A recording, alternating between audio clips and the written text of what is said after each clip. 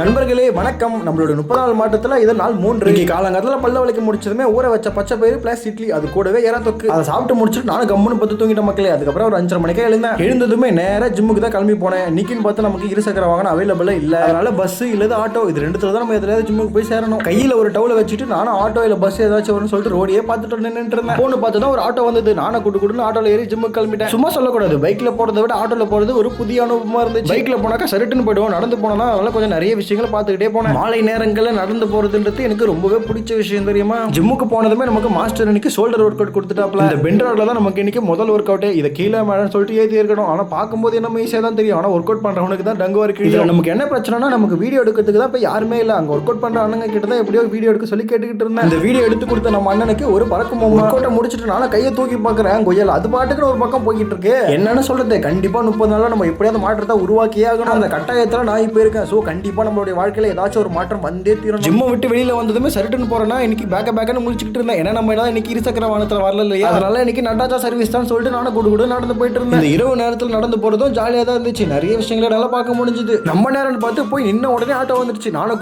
கூட நேரி வீட்டுக்கு கிளம்பி வீட்டுக்கு போனதுமே குளிச்சு முடிச்சுட்டு சூப்பரான தோசையும் அது கூட ஊற வச்ச பச்சை பயிறு ரெண்டுத்தையும் சாப்பிட்டுட்டு இன்னைக்கு நாளை முடிச்சுக்கிட்டேன். வீடியோ பிடிச்சிருந்தா மறக்காம சப்ஸ்கிரைப் பண்ணிக்கோங்க. நாளை சந்திப்போம்.